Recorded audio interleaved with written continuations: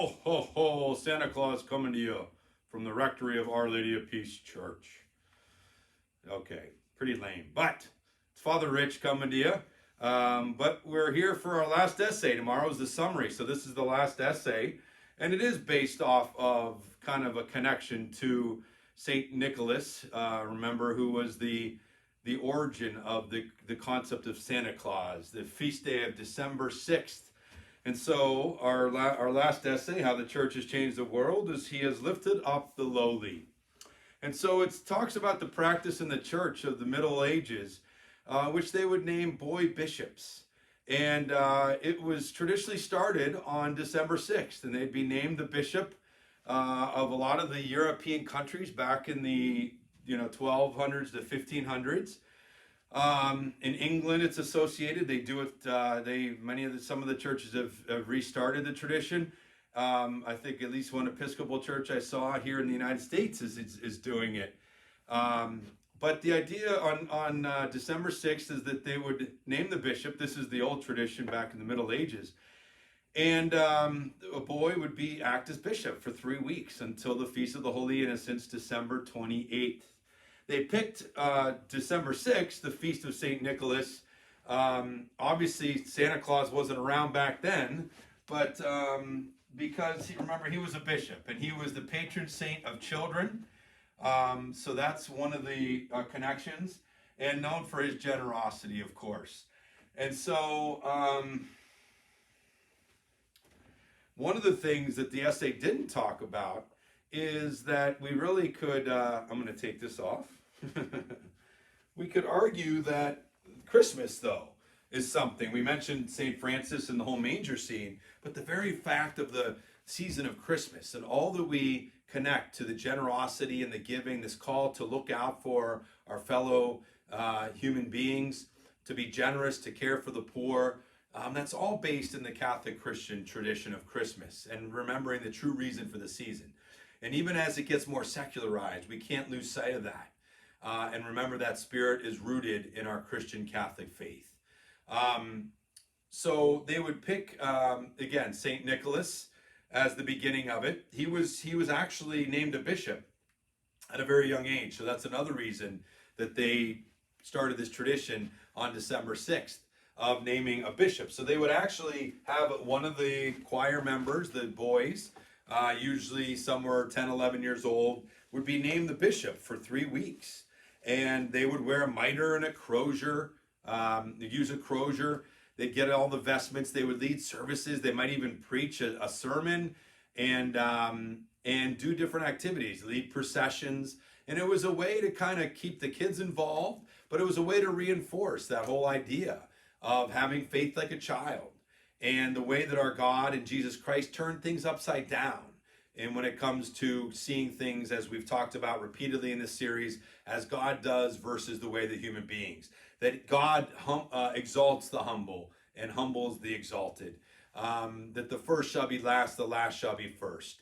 And so kind of showing that, hey, we're going to let this young person lead to show not only that God loves not just the adults, but the children, and to remember that Jesus calling us to have faith like a child and to love the least, that because children had no status, remember, whatsoever in the culture of Jesus's time. So to love them was truly to love them not because of status, but because it was what we're called to do. And to have that faith like a child, that trusting faith, but also the sense of the joy and the mirth, if you will, of children, and really these celebrations that our church invites us to live. And so part of this article was reminding us of that joy that the Christian life brings about, and the joy that the Catholic Church has brought about for humanity, certainly as we still connect it to the Christmas season to this day. And to be renewed in that. The retreat, Cursillo, if you are familiar with it, it's a very popular retreat that's had a huge impact on our Diocese of Erie. My own parents did it back in the early 70s. I grew up in knowledge of it, eventually did it myself after I was ordained a priest, and certainly appreciate the ways that it has helped so many people live out their Christian faith. But one of the theme song is called De Colores, and it's a Spanish phrase meaning of the colors.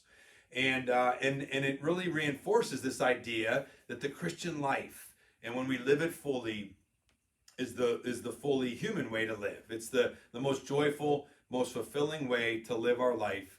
And so this idea, when we live our life most fully, we're living in the full colors that God created us to live. And so that's what our faith is trying to help us do. That's what our church is trying to help us do.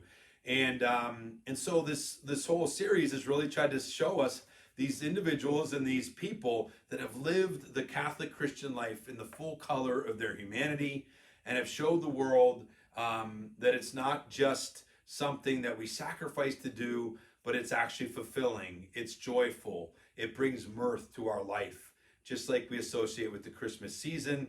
And these boy bishops, that the tradition of the Middle Ages of naming a boy to let them lead, it kind of remind us of that, to have some fun with life, to not take ourselves too seriously. And so I appreciated this. Again, another tradition I was not aware of in our Catholic faith. We see again some churches doing it again in these, even in the 2000s. But we thank God for the ways our church has helped us live most fully the life in living color, has called us to live it, has shown us to live it, and we hopefully can renew us in living it today. And I hope that's part of what our series on how the church has changed the world. We'll do a wrap-up video tomorrow, but we certainly are grateful for the ways that our God shows us through the church that he truly lifts up the lowly when we humble ourselves, when we have that childlike trust and faith that he can, can take us to the greatest heights that we're capable of. So, thank you for joining me today. Have a great day, and God bless.